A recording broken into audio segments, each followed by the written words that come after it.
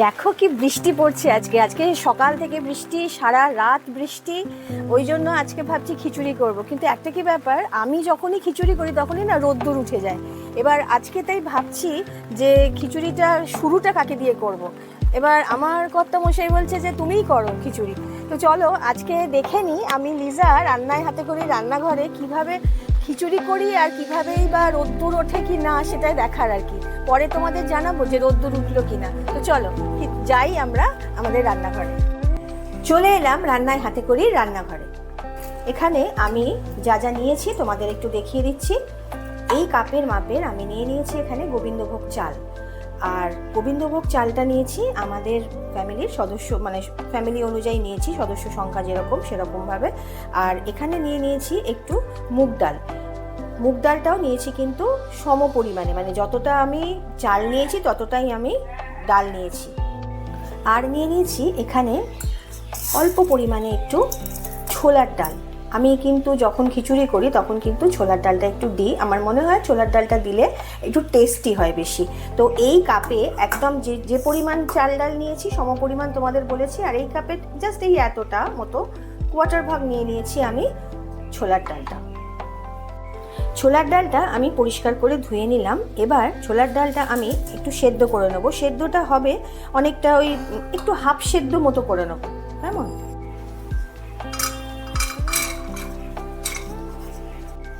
পরিমাণ মতন জল দিয়ে দিলাম। ছোলার ডাল সেদ্ধর জন্য বসিয়ে দিলাম। 4-5টা সিটি পর্যন্ত অপেক্ষা করছি। এদিকে মুগ ডাল যেটা নিয়েছিলাম সেটা একটু হালকা হাতে ভেজে নিচ্ছি।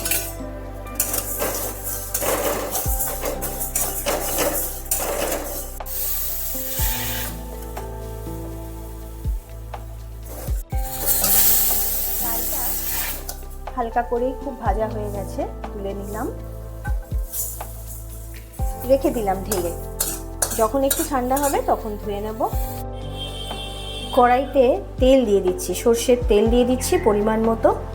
পাশে একটা ডেকচি বসিয়ে দিয়েছি, ডেকচির মধ্যে দিয়ে দিচ্ছি কিছু পরিমাণ জল। সর্ষের তেলের মধ্যে একটু হলুদ দিয়ে দিচ্ছি। এরপর কেটে রাখা ধুয়ে রাখা আলু কিছু দিয়ে দিলাম পরিমাণ মতো। ভালোভাবে ভেজে নিতে হবে আলুটা।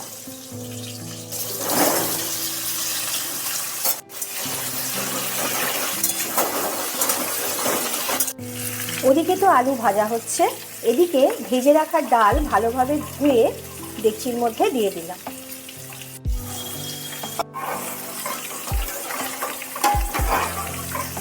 একটু নাড়িয়ে দিলাম আর দিয়ে দিলাম প্রয়োজন মতন একটু লবণ। আলুর মধ্যেও দিয়ে দিলাম প্রয়োজন মতন একটু লবণ।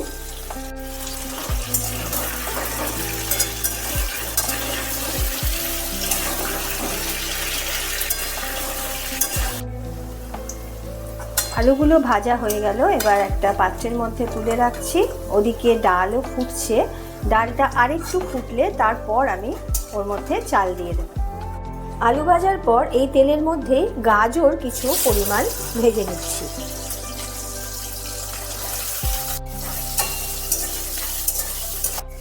ডাল আধ সেদ্ধ হয়ে গেছে। এই অবস্থায় চাল যে পরিমাণ নিয়েছিলাম সেই পরিমাণ চালটা ধুয়ে আমি দিয়ে দিচ্ছি ডালের মধ্যে।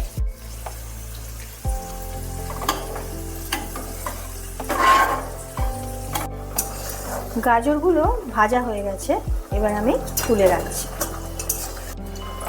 ওদিকে চাল ডালের যে ব্যাপারটা সেটাও কিন্তু বেশ ভালোভাবে ফুটছে। এবার জলটা কমে এসছে, আমি একটু গরম জল, হাতসোয়া গরম জল এর মধ্যে দিয়ে দিলাম। অবশিষ্ট যে তেলটা ছিল তার মধ্যে আমি দিয়ে দিচ্ছি দুটো তেজপাতা, আর দিচ্ছি কিছু পরিমাণ গোটা জিরে। গোটা জিরে আর তেজপাতা একটু নাড়িয়ে চাড়িয়ে দিয়ে দিচ্ছি কেটে রাখা টমেটো।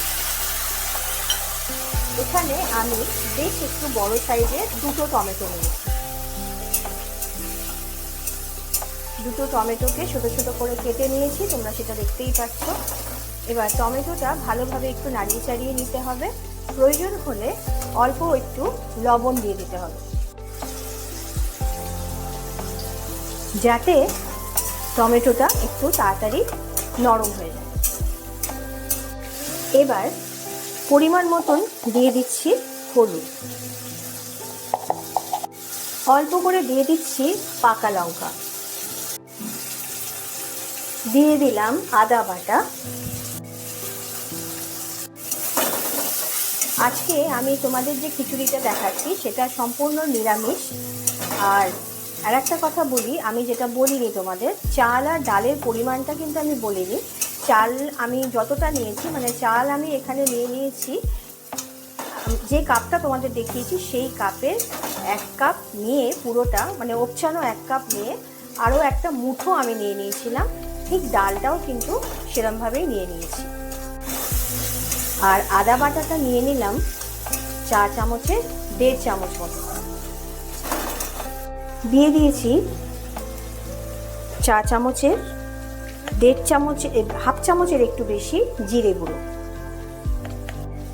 পাকা লঙ্কা তো আগেই দিয়েছি, এখানে একটু কাঁচা লঙ্কা বাটাও আমি দিয়ে দিলাম।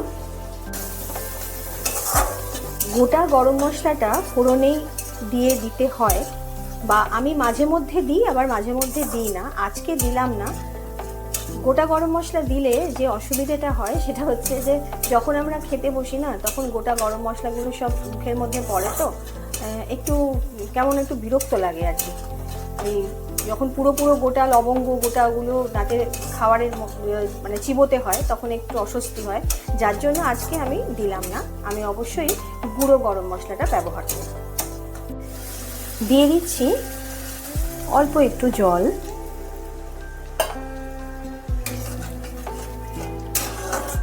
এই জলটা যখন ফুটে উঠবে তখন আমি এই যেটা ভাত আর চাল আর ডাল যেটা ফুটছে সেটার মধ্যে আমি দিয়ে দেব। চালও কিন্তু গলে গেছে, ডাল গলে গেছে, সবই ঠিকভাবে এগোচ্ছে। খিচুড়িটা কিন্তু আজকে তোমাদেরকে যেভাবে দেখাচ্ছি, আমি কিন্তু বাড়িতে আমার যখন খিচুড়ি হয় যেদিনকে ঠিক এরকমভাবেই কিন্তু আমি খিচুড়িটা করি। ঠিক আমি যেভাবে করি তোমাদেরকে ঠিক সেভাবেই দেখাচ্ছি। খিচুড়িটা সবাই পারে এমন নয় কি কেউ পারে না বা শেখার আছে কিছু। আজকে আমি তোমাদের যেটা দেখাচ্ছি সেভাবে করি আমি বাড়িতে, সেভাবেই তোমাদেরকে দেখাচ্ছি।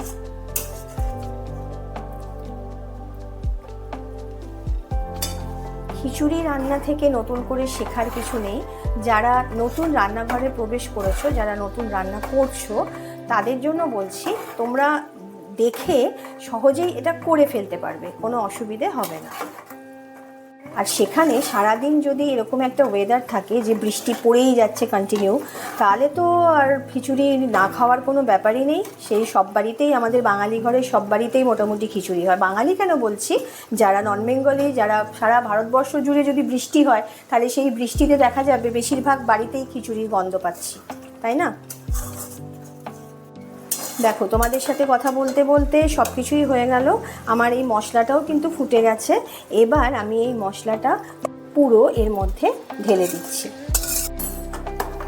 ঢেলে ভালোভাবে একটু নাড়িয়ে দিচ্ছি। আর একটা জিনিস দেওয়া কিন্তু এখনও বাকি আছে। তোমরা যদি যারা পুরো ভিডিও দেখছো তারাই কিন্তু বলতে পারবে, তা না হলে হঠাৎ করে ঢুকে কেউ যদি দেখো তাহলে কিন্তু তোমরা বলতে পারবে না। ওই জন্য আমার অনুরোধ তোমাদের কাছে, আজকের ভিডিওটা কিন্তু স্কিপ না করে পুরোটাই দেখো। দিয়ে দিচ্ছি আধ সেদ্ধ করে রাখা ছোলার ডালটা। ছোলার ডালটা দিয়ে ভালোভাবে একটু নাড়িয়ে দিচ্ছি। এটা কিন্তু আমি খুব সিম্পল একটা রান্না করলাম, মানে বেশি মশলা কিন্তু আমি এর মধ্যে দিইনি। বেশি মশলা দেওয়া খাবার সবসময় খাওয়াও তো ঠিক নয়, তো সেই জন্য আমি কিন্তু চেষ্টা করি যতটা কম মশলায় যতটা টেস্টফুল করা যায়, সেই চেষ্টাটা কিন্তু আমার থাকে।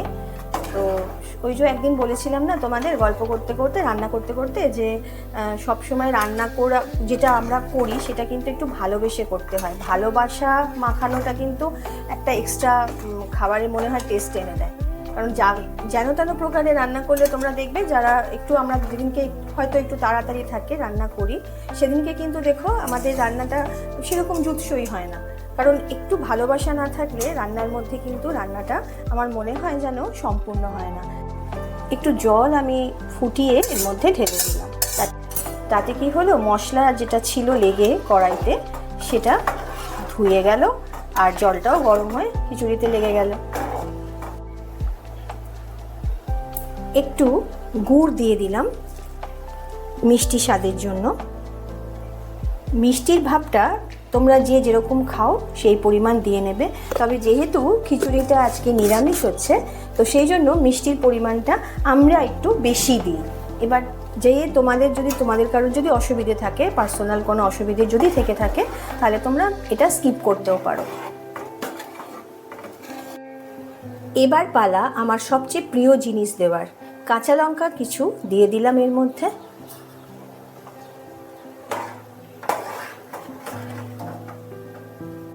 ভেজে রাখা যে আলুগুলো ছিল সেইগুলো এবার আমি দিয়ে দিচ্ছি, কারণ খিচুড়ি কিন্তু একেবারে শেষের পথে। আলু কিন্তু ভাজা, আর যেহেতু এগুলো চন্দ্রমুখী আলু সেহেতু বেশিক্ষণ কিন্তু যদি আমি এই খিচুড়ির মধ্যে দিয়ে রাখি তাহলে কিন্তু গলে যাবে। ওই জন্যই নামানোর সময় একেবারে দিচ্ছি। সব কিছু দিয়ে চাপা দিয়ে রাখলেই কিন্তু যেটুকুনি শক্ত আছে সেগুলো সব ঠিক হয়ে যাবে। আর গাজর তো এমনিই নরম, বেশিক্ষণ লাগে না বলতে, সেটা তো আমরা জানি। তো সব কিছু দিয়ে এটা আমি মারিয়ে দিচ্ছি। তোমরা আজকে আমার এই খিচুড়ি রান্না খুব কমন রেসিপি যদিও, তো এটা তোমরা যারা যারা দেখছো, যারা নতুন, তারা কিন্তু অবশ্যই আমাকে সাবস্ক্রাইব করে আমার পাশে থেকো, আমার বন্ধু হয়ে যেও। আর যারা পুরনো, যারা আমার রান্না প্রতিনিয়ত দেখো, তাদের জন্য বলছি তোমরা কিন্তু অবশ্যই আজকের খিচুড়ি রান্না দেখে কমেন্ট করতে ভুলো না যে কীরকম লাগলো তোমাদের। এটা অবশ্যই কিন্তু করো, সাথে লাইক শেয়ার করে দিও। দিয়ে দিচ্ছি পরিমাণ মতন গরম মশলা গুঁড়ো। গ্যাস ওভেনের ফ্লেমকে বন্ধ করে দিলাম, দিয়ে একটু নেড়ে দিলাম। খিচুড়ি ঘন খাবে না পাতলা খাবে সেটা কিন্তু নির্ভর করে যে যারা যারা খাবে তাদের ওপর। কোনো বাড়িতে খিচুড়ি দেখেছি পুরো চাপ চাপ খিচুড়ি একটু পছন্দ করে, আর কোনো বাড়িতে কিন্তু খিচুড়ি হয় একটু পাতলা পাতলা। যেটা যে যেভাবে খাবে সে সেভাবেই মানে খেতে পারে আর কি, এটা তো কোনো বাধা নেই। সুতরাং আমি করেছি একদম মানে মধ্যিখানে থাকবে, এটা কিছুটা পাতলা হবে কিছুটা আবার ঘন হবে, একেবারে বসা কিন্তু এটা হবে না। উপর থেকে ছড়িয়ে দিচ্ছি এবার ঘি। যেহেতু নিরামিষ খিচুড়ি সেহেতু ঘিয়ের পরিমাণটা একটু বেশি দিলে ভালো হয়, তবে যাদের ঘি খাওয়া বারণ তারা কিন্তু একটু সাবধানে ঘিটা খেও। এখন আবার একটা কথা শুনছি, যেটা হচ্ছে কি বলছে নাকি তেল, সাদা তেলই হোক আর সর্ষের তেলই হোক, এইগুলো খাওয়ার থেকে নাকি ঘি খাওয়াটা বেশি ভালো। আমার কিন্তু রেডি হয়ে গেল আজকের খিচুড়ি। সব শেষে একটা চাপা দিয়ে দিলাম, চাপা দিয়ে এবার স্ট্যান্ডিং টাইমে রাখা হলো, যে যখন খাবে সে তখন খেতে পারে।